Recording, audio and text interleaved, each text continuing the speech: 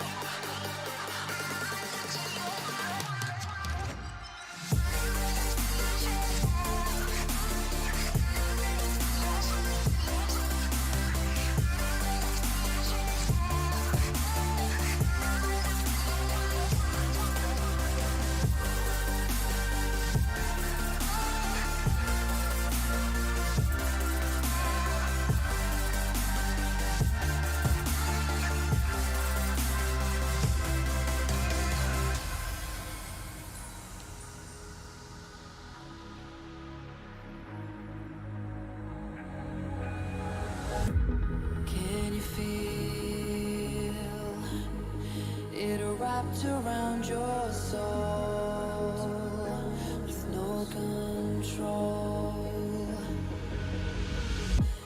You can't breathe when you're drowning underwater. Hello everyone, welcome to Inside Fnatic's Brush, the final episode of Summer Split. And Inside Fnatic's Brush, the podcast who's going to Worlds, by the way, and who didn't win the LEC, unfortunately. However, thank you for joining me today on this final episode of the Summer Split 2021 of LEC for Fnatic. I am your host, Matt Scott. We're going to talk about last week's results. Some good stuff, some bad stuff. We went to the finals where no one expected us to be there, and we did our best. We did our best, and I think we can be proud about that. So today, I'm gonna make a special episode, very special episode, where obviously I'm gonna talk about the final week, the guys' performances, but I want to dedicate most of this podcast to the boys' performance, to the split, to the accomplishments they've made, to the expectations that was handed to them when Summer Split started, and where they managed to end. And I want you guys watching right now, I don't know how many there are of you, there's probably like 2 or 3, maybe. But whoever's watching right now, I want you to share either in the chat or come live with me. Share your favorite moments, your highlights. Maybe you want to talk about a player in particular, and tell me what you think about that moment, why that moment is your favorite, and all that good stuff. But guys, this is going to be a podcast that's going to be for the community, for you guys watching right now. And I hope you share everyone. Share everyone? I hope everyone shares their favorite moments. So with that said, I'm just gonna cut that music straight away. And I'm just gonna look, because I'm getting some messages all over the place. I did a little post on Reddit, and I saw maybe 1 or 2 people wanted to participate. I don't know. Let me have a look. Let me have a quick look here. Cool. Robbie Sleep. Nice. At any moment, if you're here, Robbie, just put your hand up and let me know. Also on the Fnatic Discord, you can always go to the IFB-podcast channel if you would like to chat and be part of the crowd. Awesome. Well, let's get started straight away, shall we? Let's talk about the first game against Rogue. Now,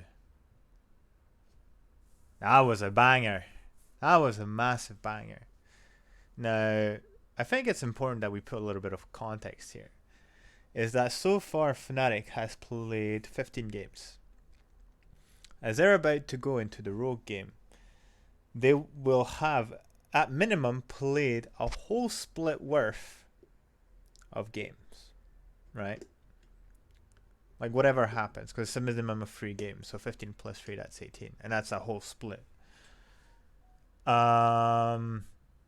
Now, a few good announcements before heading into the Rogue game is that,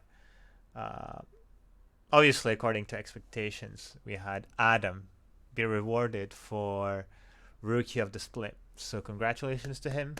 Big claps for Adam, le petit prince. But I don't know if any of you guys actually looked at the results that were posted. It was actually very close between him and Mark Hoon, and I think that's fair. I think that's fair that Markun had a fair chance to get the trophy as well, because him and Advien had a direct impact on Excel's immediate success joining the team. Like, remember that within the first week, they were facing G2 and they beat G2. And G2 was much better at the beginning of the season than they were at the middle. So yeah, it was very close between them, but Adam snatched it. I think obviously what made the difference is that Excel not qualifying for playoffs kind of mitigated probably some of the votes for Marcoon. I think if Marcoon had managed to, with Advien obviously, carry Excel to the finals, to the playoffs, they would have probably managed to get Marcoon as MVP, and that would have been fair. But Adam, has definitely grown in strength within the split. When you think about his career at this guy, coming straight from second division of the French league, wins that second division, goes into French league, wins the French league on his first try, goes to EU Masters, wins the EU Masters on his first try, gets into LEC,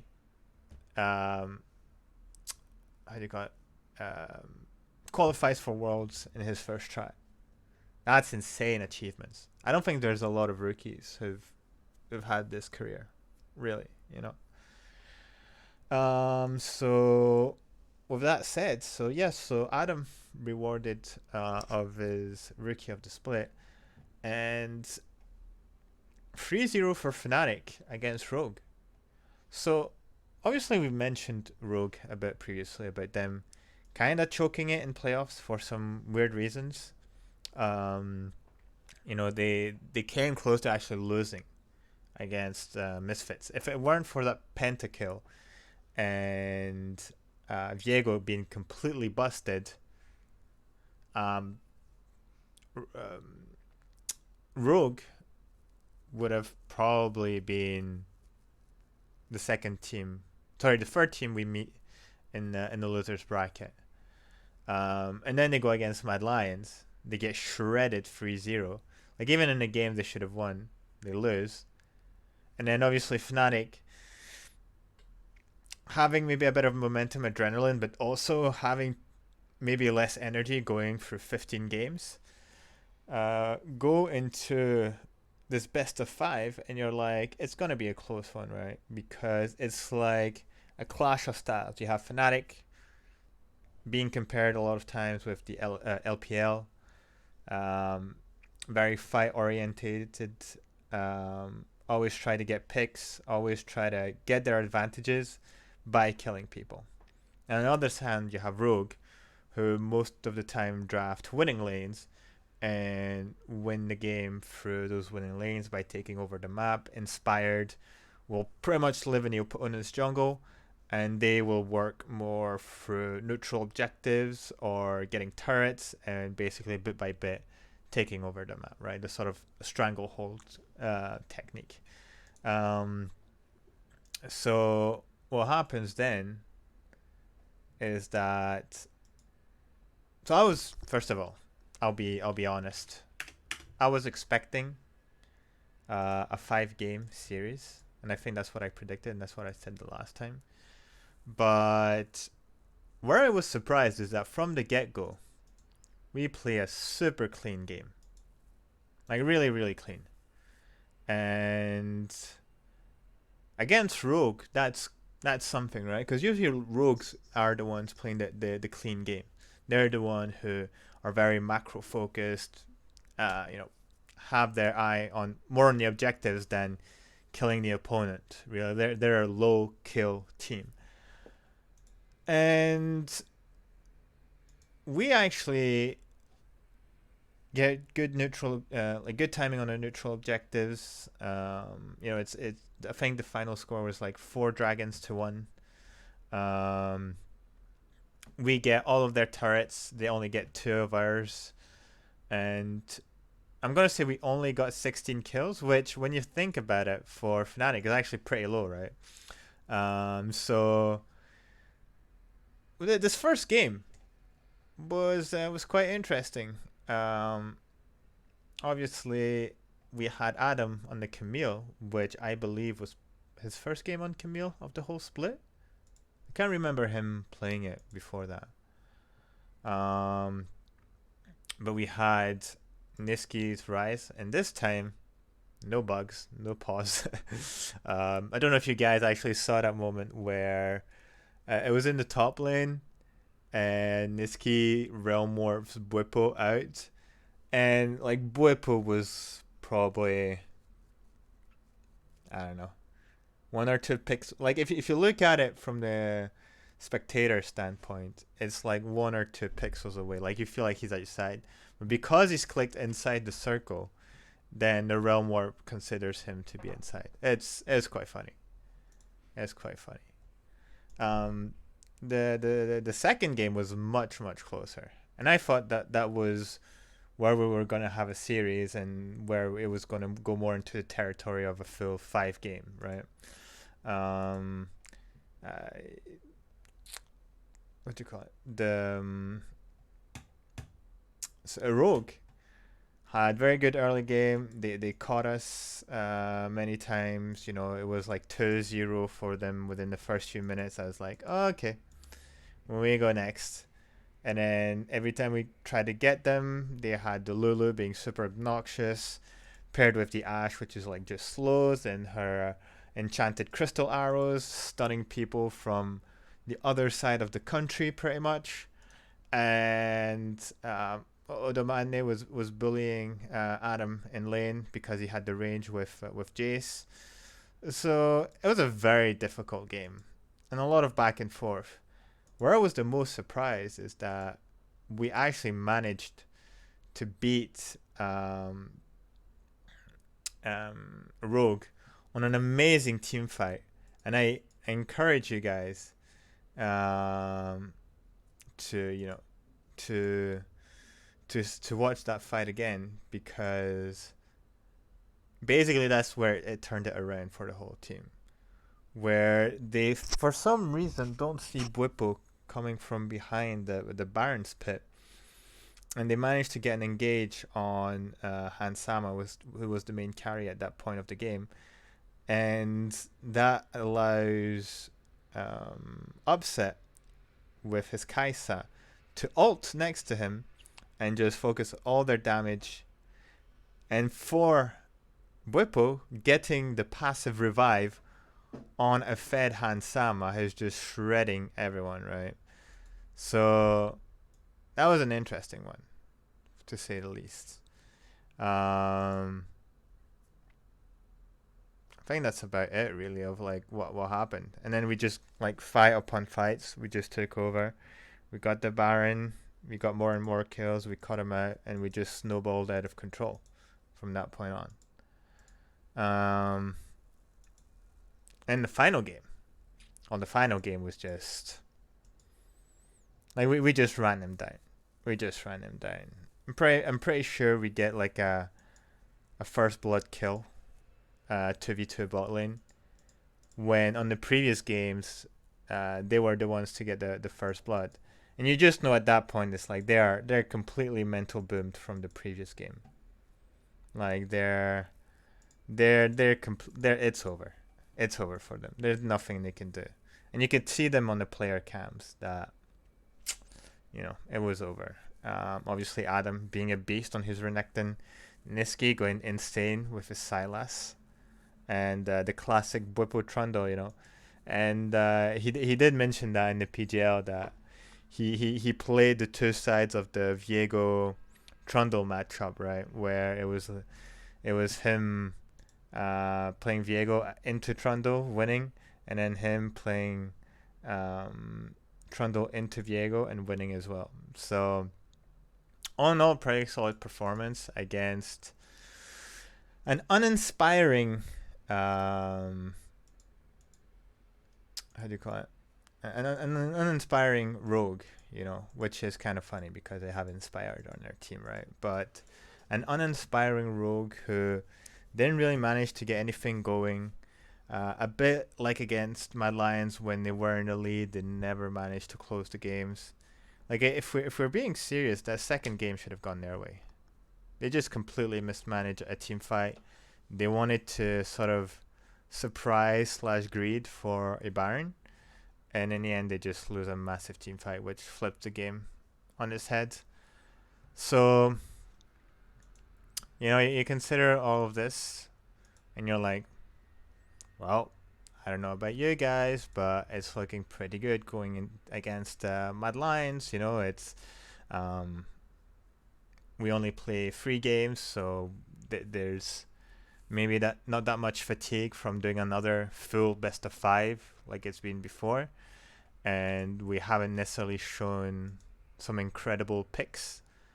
Like we maybe had Adam bust out the Camille and Niski the Casio, which by the way should have never worked in the first place. But it's it's friggin' Niski, man's insane.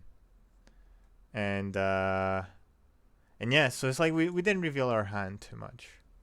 So there's a lot to be hopeful into the Mad Lions game.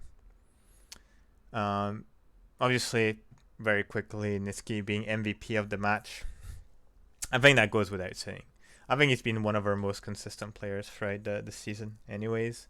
And I believe out of all the best of 5 we've played this summer split, I think he's the one that got the most MVP. I might have to double check on that, but I'm pretty sure he's had the most MVPs because it's just so insane.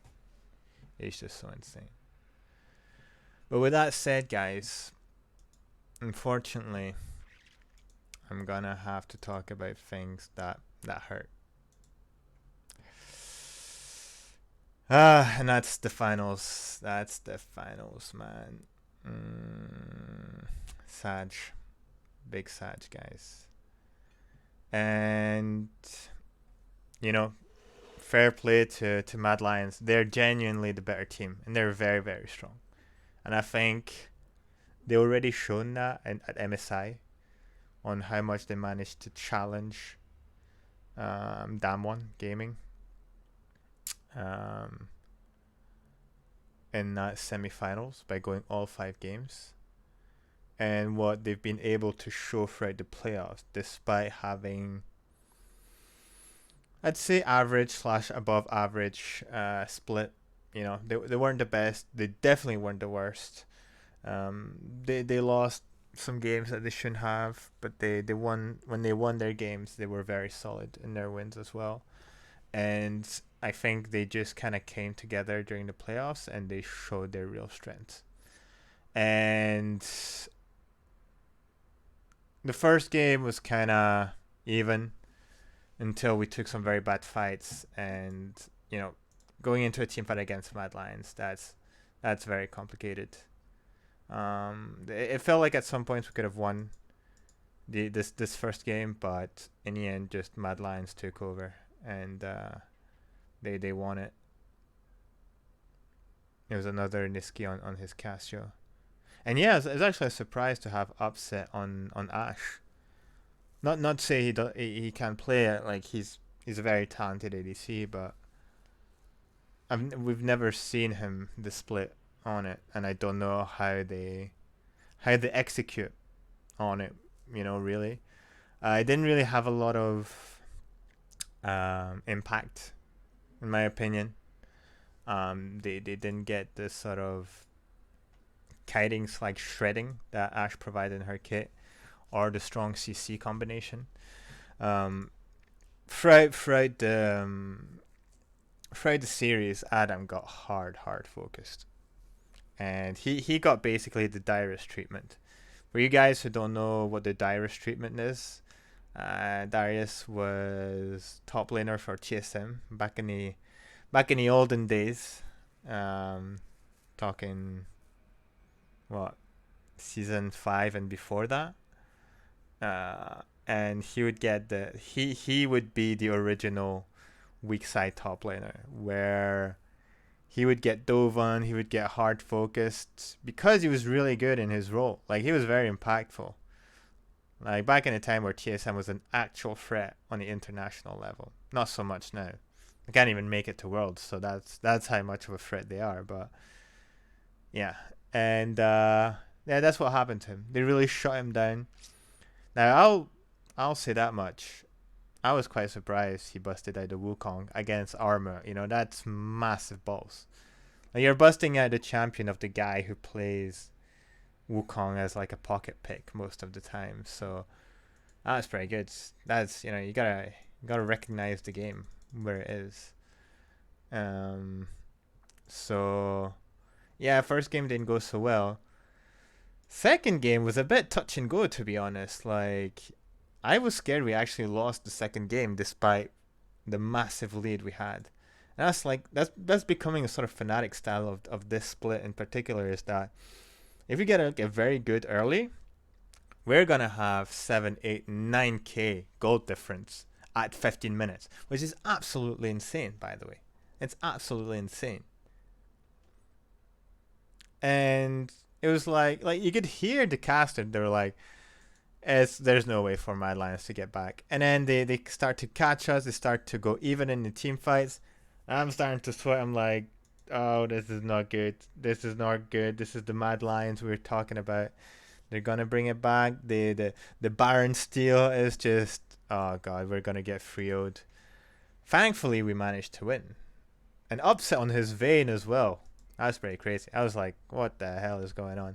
Are we actually playing Vayne? Like, are we able, like, Ashe then Vayne? Like, what are these picks, dude? Like, what season are we? Like, what's happening to upset? We did well. He did well on and all. Obviously Niski on his Twisted Fate just being all over the place on the map, which, is, it's pretty good. Like, this guy's Twisted Fate is pretty lethal. Like, the fact that he has such good wave management and good understanding of lane pressure, that he knows where he has to be and the time he needs to be there. Very impressive. Very impressive. But yeah, that game was a bit,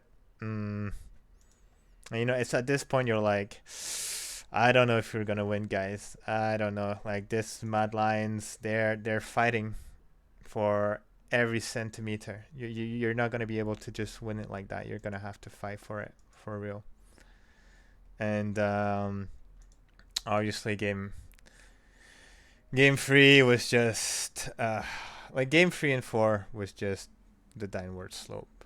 Like, we couldn't get anything going. We went back on the Ashe, which just did nothing at all. Adam got completely hard focused. Niski couldn't get anything really going on his Silas. Bwipo was just getting caught left, right, and center. And then game 4, like the draft in game 4, it felt like we just, like, okay, it's probably unfair to say we gave up, right? But it did feel like we gave up. It felt like, listen, this Mad Lions team is just too good. There's nothing we're able to do about it, So, I mean, look, I don't know, the Mordekaiser, Gragas, Irelia, like, Zyra Khan is good, but we just got completely steamrolled. It was a clean finish from Mad Lions, and congrats to them. Like, it's actually pretty impressive that for the first time in the history of EULCS/LEC, that we have a team that's not Fnatic or G2 win the whole season, spring and summer. And I think that, there's always the meme, of the narrative, like, oh, the new era, old kings, new kings. I genuinely feel this is redistributing the cards.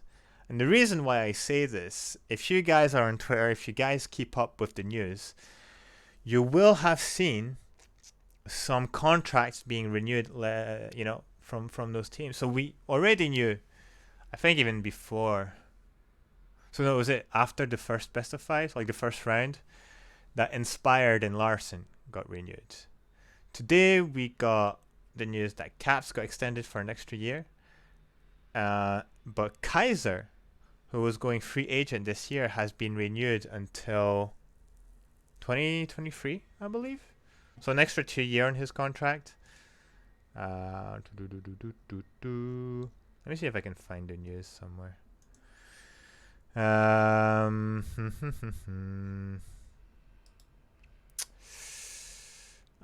Give me a second, guys. Gonna do the old Fnatic pause here. I can't find it anymore. Okay, so even Selfmade has renewed with Vitality. Oh, that's interesting. For an extra year. Okay.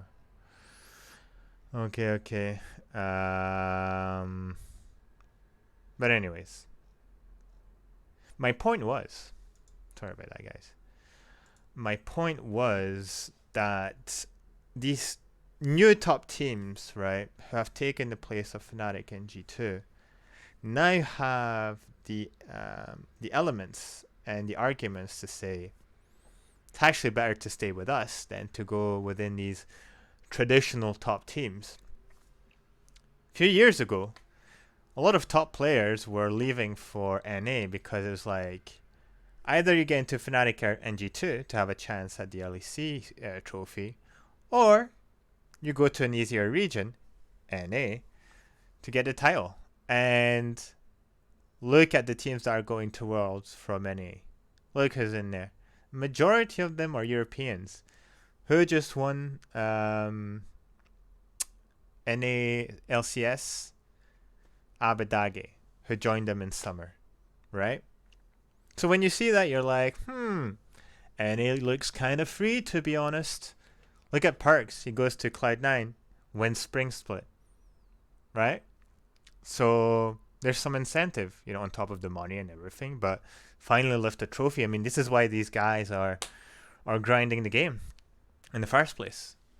I mean, now it's like, hey, look, you have Fnatic G2, second and fourth, I mean, G2, as much as I love to meme them, they're still they are the org with the most LEC trophies. So technically they're still top org, even if they had a really bad year. Like they're having their 2016, except their 2016 is with a top roster. Like you should not have a 2016 with the players that you've had. Okay, just putting it out there for the people who were around in 2016 with Fnatic. You know what I'm talking about. But look, Rogue and Mad Lions, like Rogue being third here, but going to Worlds, were in Worlds last year as well. Got second in Spring. Mad Lions, 2-time LEC champions, back to back. The new Kings, they have those cards to say, hey, come to our place. It's much better. You can be competitive as well. And you don't have to be within Fnatic or G2 to be at the top now. You could be in any team. Like even Misfits. Like they did really, really well. And they're very, very far from having top players. They have veteran players. They have Vander, they have Kobe. They have a lot of like rookies or very young players. VTO, Herrit, these new guys. Razork. He's only been here for a couple of years now. So still rather new. And they're still able to do so much. So, it's just a bit of all these things you have to consider here. And, now,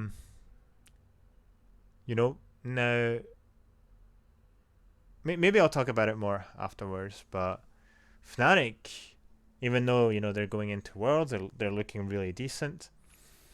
They're going to be in a sort of, not necessarily situation of power, but they're gonna have to be solid because Rogue has renewed before the end of the split.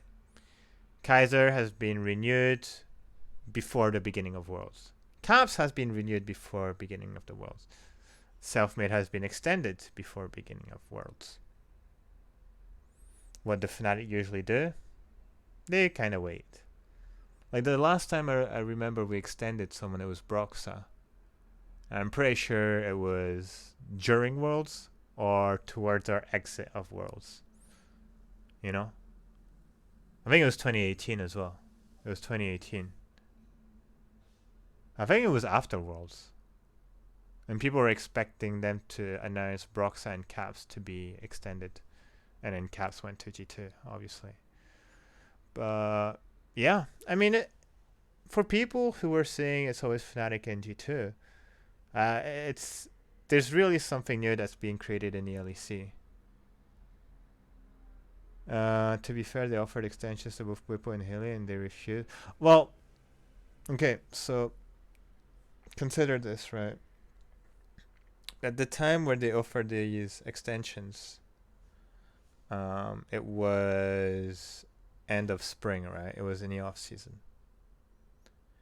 and if I'm correct, right, according to what I remember, what I wanted to say is, yeah, so they get off of a 5th place, right, of Fnatic.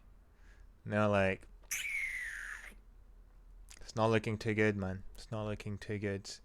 Future in Fnatic doesn't feel good. I doubt they did not ask them to resign by this time. So here's how I think it would happen, right? So you're gonna offer that first contract to the first extension, sorry, to Bwipo and Hilly. Let's say what? MSI was when? The April, May, something like this. And they refuse, right? Summer split happens. Start losers bracket, right? You have mostly good results until you have those mitigated results towards the last 2 weeks that completely stumbled the rankings, the seeding, and you're not even sure if you're gonna make Worlds at this stage, right? So you have to go through a whole lower bracket before qualifying for Worlds. And even then, it's like, are you qualifying for Worlds play-ins, or are you going into group stage? Now, I don't think during the split you would go for offering an extension because you don't know what's going to happen about the performance of these players. There's a role swap, there's a rookie. Very unstable situation, right? Going into playoffs, you're not sure that you're going to make Worlds, and you're starting losers bracket. So you're basically, walking the rope, saying, if I slip, I'm out. You can't step on the side. And then, as you're going through the best of fives, you want your players to focus on the game at hand. You don't want to be like, hey, by the way, do you wanna sign this extension here?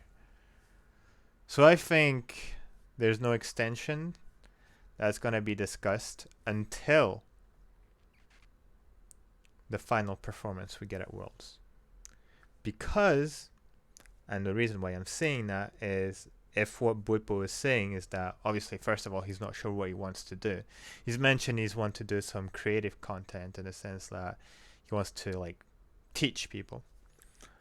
As if you've seen his tweets recently, where he's like, I didn't feel worthy of that role. I wasn't sure if I could make it, but my team, has supported me, and I'm so happy to make it to Worlds, stuff like this. There was a lot of uncertainty for Bwipo of like, am I making the right choices? Should I still be a pro player? Top lane, jungle, I don't know what's going on. So I really doubt they won't bring the question before Worlds. See, I'm not sure about that. I'm not sure. Okay, so maybe it might get mentioned, but I don't know if they necessarily like present a contract straight away. I don't know. Because what could happen is that Fnatic completely bombs and doesn't make it out of groups. And then it's like, yikes. Like, what do you do now? But I think this team is literally just being started.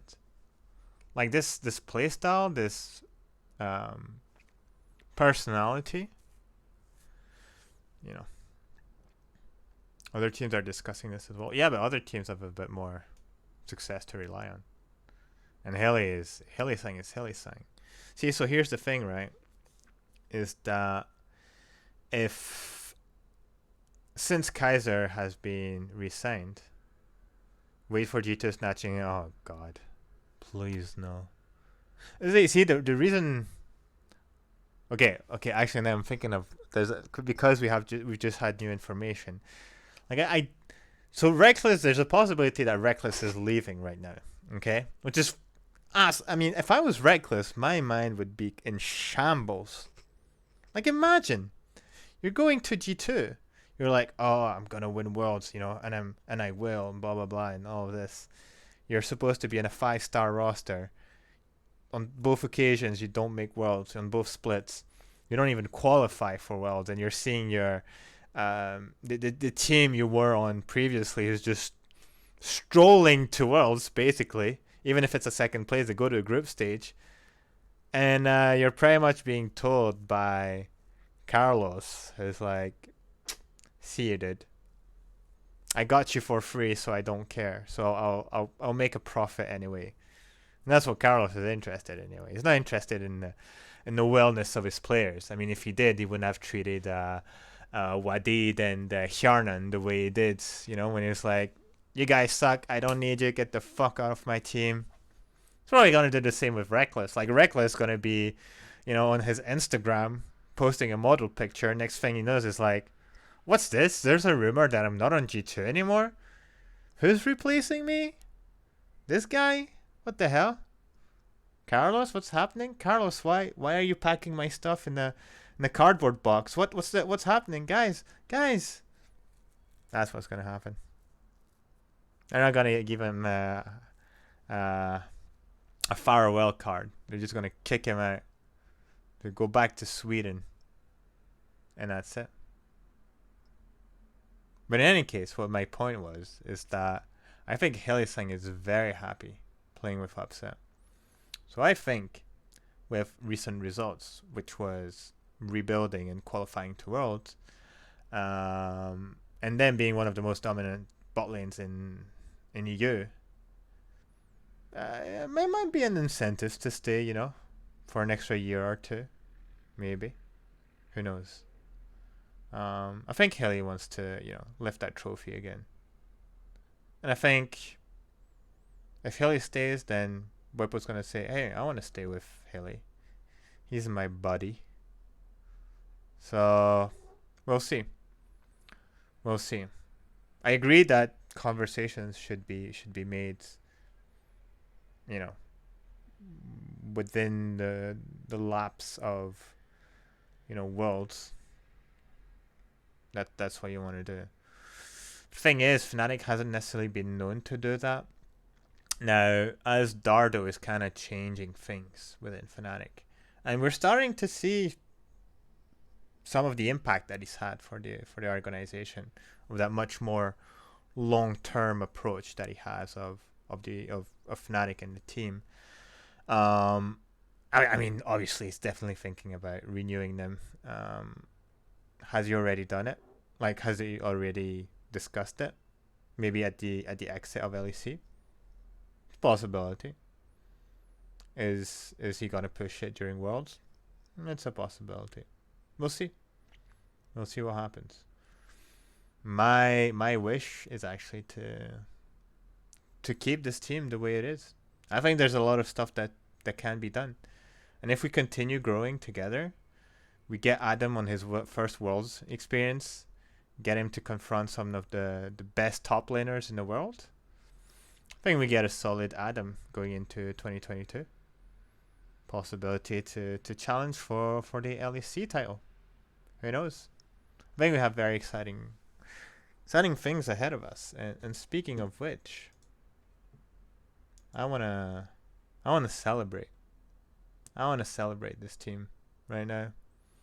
And I made a little collage of pictures I really liked from this split. You know, obviously you have the embrace between a very emotional Yamato, who's managed to qualify his team to Worlds, and Upset, who's getting his first Worlds experience. We have the wide Bwipo in the jungle. We have the best couple of Upset and Hilly. We have the best Twisted Fate with Niski Fate. We have Niski and Hilly chilling. And we have the Petit Prince with all his love getting to qualify for Worlds. So yeah, I think it's a good time to talk about this team and what they've been able to accomplish, because I'm actually gonna start at the beginning of the season, guys. Because think about it, right? How many of you watching this live or maybe watching the VOD at the beginning of the season were like, this team's gonna go far, when we announced that Niski was coming from NA, you know, instead of Perks, when we lost Reckless and we got Upset, who's never been to Worlds, when we get Yamato, who's always been with smaller teams and never really managed to accomplish anything. Like, yeah, sure, some people were optimistic. I know a lot of people were flaming. I was a bit on the edge.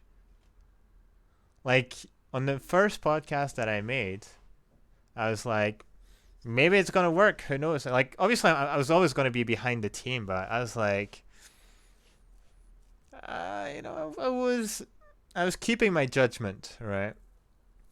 And then when we made fifth, I was like, guys, this is not good. It's not good at all. Yeah, completely loose cannon. Like, we didn't necessarily have a definite style. You know, it's very, very weird. Very weird. Niski was already being the best player at the time, like in spring though, which for me kind of confirmed that we already had made a good choice there. And Upset and Hilly were defining themselves as the bot lane with the most 2v2 kills. So that was great elements, right? Like the two guys we brought in, but still like a fifth place and no identity. So you know, there are a lot of doubt. Like I remember when they had the sort of Q&A at the beginning of the season, people were so mad in the questions they asked, and they were so doubtful that we were going to do anything. People are saying this is a new 2016 for Fnatic, and then out of nowhere, we make more changes, and some pretty heavy ones as well. We lose Selfmade, who's been one of our top players, right, to Vitality. Instead, we put Bwipo in the jungle. We role swap. And we're like, what? You're kidding, right? Like, where? When? How? And then we decide, you know what? It's time to bring in a rookie. Not at the beginning of the season, but in the middle of two splits. Which usually you don't want to do, because you want to give a rookie the time to grow throughout a season, right? And so we going into summer with a role swap jungler and the rookiest of rookies in the top lane. Because rookie of rookies, it's like, he didn't even do a full season in the LFL. He came straight from second division. He's won everything in his path, which is amazing. But still, very, very little experience here. And we go for the split. Get a complicated first week, as this tradition for Fnatic. We start to pick up wins. We get on a roll. We get a good win streak. We lose a stupid game against Schalke. Then we get back onto a winning streak. And then we lose in the last 2 weeks against teams we should have secured a win, right? We lose so much that we end up going into losers bracket. And it's like, guys, there's no second chance. You have to win 3 best of 5s to just make it into play-ins of Worlds. And we are like, oh my god, Fnatic is looking so bad right now. They're never gonna win these best of 5s. And then this is where it all began. We started climbing the mountain. And the mountain we did climb. Going through Vitality in a very close 5 game. Going against Misfits in a very close 5 game. Going against G2. And the 5 game that was close, but because of us more than anything. And at this stage, playing full 15 games. Going against Rogue. One of the toughest team we've faced with their style. We 3-0 them. And we managed to go all the way to the finals. And guys, if at the beginning of the season you had told anyone that with this new roster of rookie, role swap, NA mid laner, choking ADC, inter support, that they were actually going to make it all the way to the finals, you're probably getting flamed out of the planet. Did. So I think we need to be impressed, first of all. We need to be hopeful for their world's adventure and what they're going to be able to accomplish. And I think we need to be excited for what's coming next year. If we manage to keep this team together and they grow together, I think we can win it. We can win it back. We can lift that trophy again. I'm very, very hopeful. I'm very excited for it.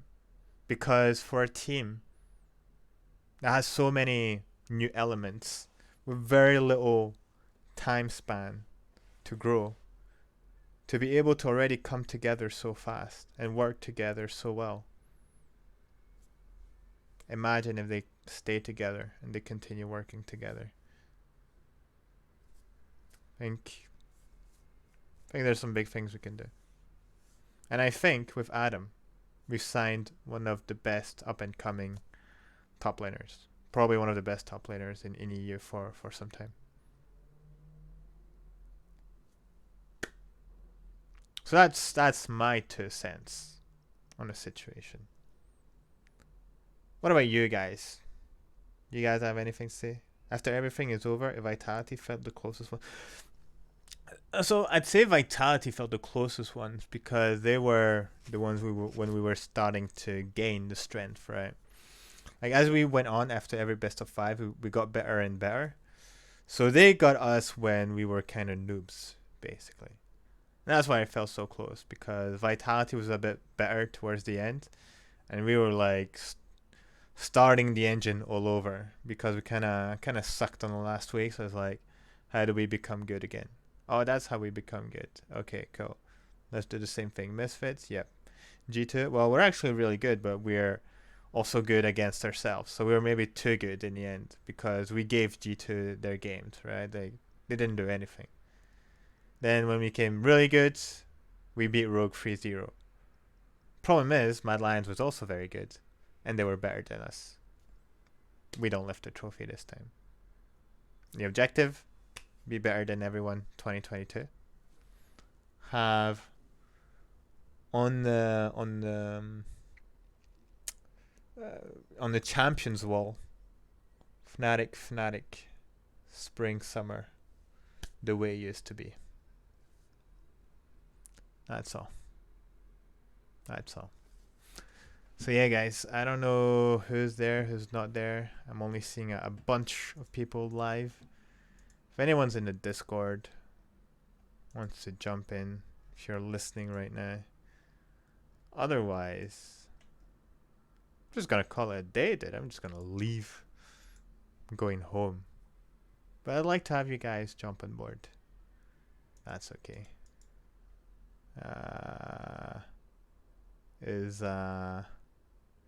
Is Roby sleep by any chance watching this? If you're here, show yourself. Put a message in chat. Otherwise, I don't know. Let's see. No one's in IFB. What the hell? Let's see. IFB podcast. Let's see. Oh, Yixi, you wanna jump in? Are you on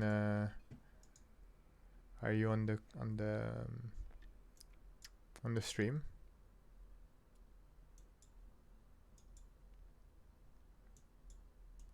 Can I get confirmation with a thumbs up maybe somewhere? Let me do this. Let me jump in community podcast.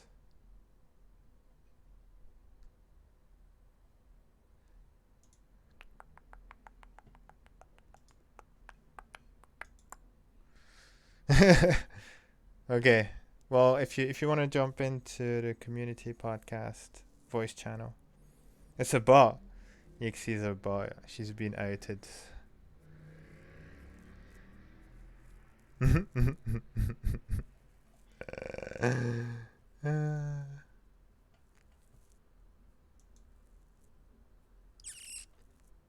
guess it is a bot. Oh, there she is. Okay, let me just yeah, give me a second. I just want to make sure that there's desktop audio enabled. Okay. Test. Oh, okay, perfect. It should be coming through. Yeah, awesome. Cool. Thank you for jumping in, Yixi. So yeah. Hello. Any highlights? Any maybe players you want to talk about? Anything you wanna put forward from this split or even this season, if you want to? Well, I'd say that that I really I have to say that I don't agree, sorta, kinda, that even though we lost against Mad, who are really pushing forward to their best. I mean, it's good to have something new, someone new, not something new. They're not things. It's good to have someone new, like in the ranks, because honestly, it is a little bit boring. What in the watching two teams battle it out. So it's good to have someone new. As for our team in general, as for Fnatic, it gives me watching Gadam and him as a new rookie, and it gives me those vibes when Fnatic had Huni, Reignover, and that team. It's fun to watch, really. It's fun to watch the synergy. It's fun to watch what Yamato brings to the plate and his principles he mentions a lot. So I'm getting that old vibes of Huni, Reignover, and that team back again. It's like just, of course, like promoting Adam and that. So it's fun. It's fun to watch them. And I agree with you that Healy said how I like to call them. I love watching our bot lane. I love watching what they are doing now, and I agree with you that that Healy is very happy playing with Upset. I can agree there. They have good synergy. Oh, by the way, Tokikton, thank you for telling me I'm a bot. I did it last time I checked. I was a living, breathing person. Thank you. So yeah, I'm enjoying our team. I'm enjoying watching our team. Honestly, I can't wait to see what they bring to the to Worlds. And no matter what they say, like, oh, we Like, oh, we had like bad games against Med. I'm so proud that honestly, because everyone was like, oh, Niski is bad, this is bad, that is bad, we don't have faith in the team. I mean, honestly, I think like everyone proved the haters very, very wrong, because we reached worlds, and on the other hand, a certain team didn't. So I think that is the bigger satisfaction rather than losing to Mad. That we're not seeing one certain team coming out. So that I'm very proud of our boys, no matter what. So yeah, this has been fun to watch, honestly, and um,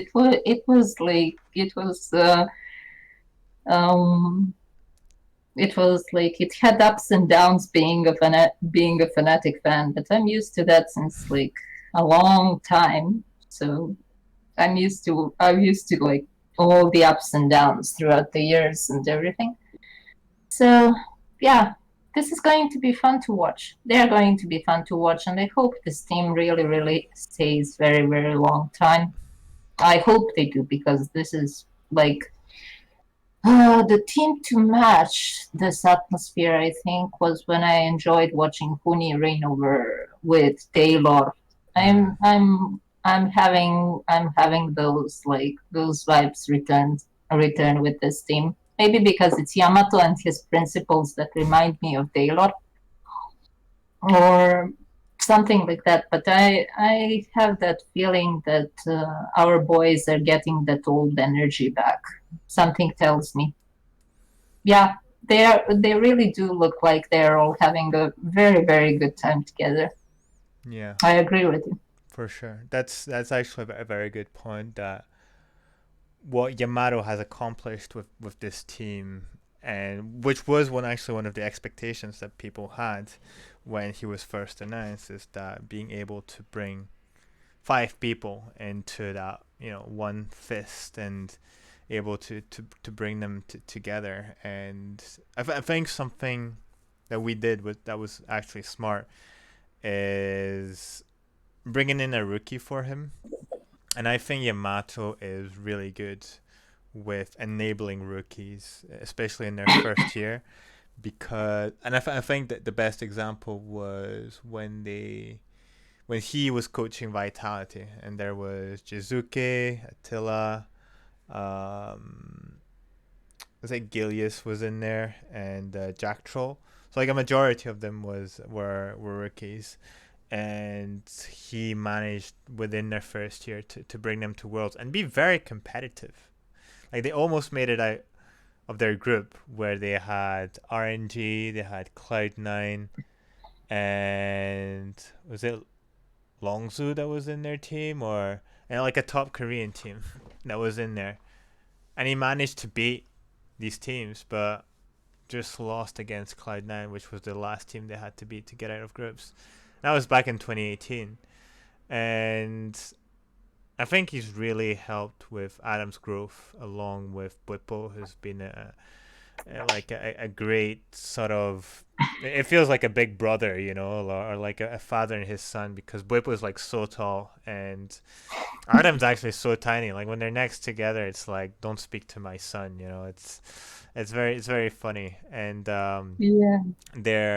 he's, as you mentioned, like the principles or things like this, or see the thing about the mountain that I thought was really funny, right? It's like it's Yamato saying it, and Yamato always has like those sayings, those things like this, and it's quite funny.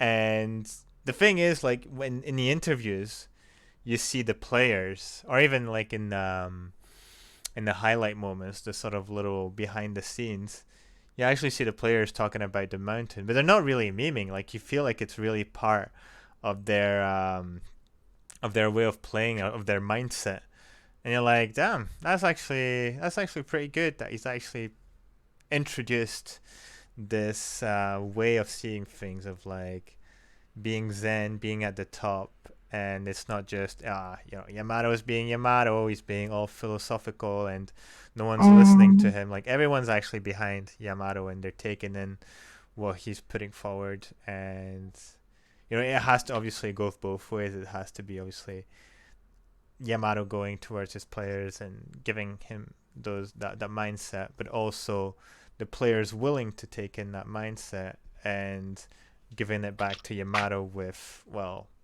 bringing in good games and getting to Worlds. And I think we've seen a bit of that already. And I think if it continues to go like this and it keeps working, I don't see a reason why we shouldn't be back at the top again. So yeah, for sure, I think a lot of praise behind what Yamato has done for this team, and Yes, he basically let's did. see what happens at Worlds. At this stage, that's I think that's the next point of evaluation. Is Yes, he what do we do did. at He did Worlds? a lot. He did a lot. And talking about the mountain and that philosophy, I mean, who doesn't know? I am the sensei, Japanese sensei on the Fnatic Discord, and the host here, Scotty, was one of my students. So honestly, that philosophy comes from Japanese culture. The mountain and that philosophy comes from Japanese culture, actually, and how they look at it is, well, you have to climb a mountain to achieve your goals. It's a thorny road, yes, because mountains aren't smooth. They have a lot of sharp edges and everything. So that philosophy to reach the goal after climbing a very, very tough mountain is a Japanese and that style of thinking. So I like the fact that Yamato has brought that way, that style of philosophical thinking, and I like the fact that our team is paying a lot of focus to mental health. Because I was waiting for that to see that, because everything comes from your mind. You're your own biggest opponent, your biggest enemy. So that mountain you have to conquer is basically first yourself, and then with the help of your teammates, if you unite, and when you unite, you can climb that mountain even faster. And this is where the Japanese style of thinking goes in. They are very groupist oriented. They are a group style. They have a group style business culture. They have a group style oriented class education and class system. So I like the fact that Yamato is implementing those goals, those ideas into the team, because that obviously works wonders for Fnatic. They have good, and they are building that trust, that teamwork that is necessary to bring us to victory and climb any sort of mountain there is. Just build out that mental and group teamwork to support each other. That is what I like. Yamato really has good and big impact on the team. For sure. Yeah, completely. And thank you for that little piece of Japanese culture as usual. But yeah, it really is, I think, a massive plus that we have within him, and the fact that he's surrounded by very good game analysts with like Tolkien and Shaves to bring in the last pieces of that puzzle makes it that he can really focus on the more social aspects of the team while still have efficiency in the more detailed parts of the game, which is like more macro and stuff like this in the end. So yeah, good combination, and I'm just very excited of what we can see at Worlds. But yeah, any last things you'd like to add, Yixi? Just to wish our team the best of luck, and I'm looking forward to what they are going to bring to the table for Worlds. Yeah, that's it. Same here. Cool. Well, thank you for jumping in, and Thank you for having me. no problem. Let's see what happens at Worlds. See you next time. Let's see. Let's see. Just gonna mute. There we go. Awesome. The wife buff didn't work against Mad. Yeah, man, that's a punch in the gut, dude. I was really hoping the wife buff would come through. Yeah, that kind of sucked. Like how perfect would that have been if we won the LEC? Like if we won the LEC, there's like so many things that were gonna be funny, right? Obviously, there's the wife buff. There would have been Adam who would have won everything, basically. Like any trophy that he'd have come through, he would have won it. And then obviously it's like reckless changing teams and then seeing the team he just left winning the LEC, like that would have been so painful. But yeah, I don't know if anyone wants to jump in. Anyone else wants to share their POV, their highlights? But if not, I might just call it a day on that one, as this is the last episode before Worlds. So I'll be covering Worlds. I just don't know the schedule, and I don't know my availability. So might not be a Thursday, depending on when the games start or when they are played. The good thing is that it's on European schedule, so that should help out. But yeah, depending, I'll see how I'll cover this. If I necessarily cover the play-ins, how much of it I cover, and yeah, that's about. Powering on. Oop, what the hell? Powering off. Sorry about that. My Bluetooth speaker just decided to switch on. Yeah, cool. Well, go win Worlds for Fnatic Darius and Fnatic Kaisa and Fnatic Cassiopeia, Trundle, Fnatic Leo. As a jungler, I would love to have Fnatic Trundle. That would be an insta-buy for me. Fnatic Darius. Darius skin, a World's Darius skin, that would be quite unique. Fnatic Leona. Yeah. Those are some good choices. Kaisa, yeah. Pillar with Fnatic flag. Oh, that'd be so cool. Yeah. That's good. That's good. Yeah. Oh, and you know what? When you press R with Trundle, it just becomes wide. It just becomes wide Trundle, and basically when when champions leave the base, they have like a running animation and everything. They should have like a wide Britful animation where it works like this from the base, and they put the music like do do do do do do do do do do do do do do do do do. That would be so good. That'd actually be so good. Guys, they have to win Worlds. Like I've got too many good ideas now. With you, Fnatic Pike, that would be amazing as well. That'd be amazing as well. Like Fnatic Pike would need to have like a pair of glasses, like Haley sang. And yeah, we're gonna send us some ideas to Riot. That'd be so good. And we need like a friend. If we go like Fnatic Darius, we have to have like a sort of French flag on his axe, and every time he slams it, like there's like a guillotine sound or something, That'd be something. No, I don't have. It's been some while since I've had my podcast on my Twitch. You gotta keep up to. Gotta get up to date on that one.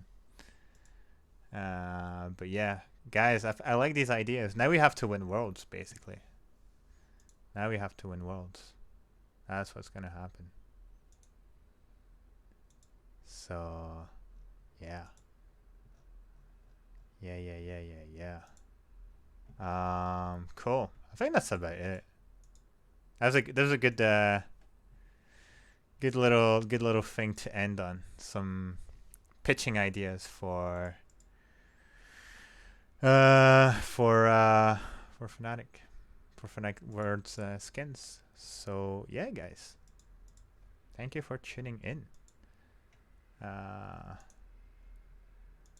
I'll be leaving you on a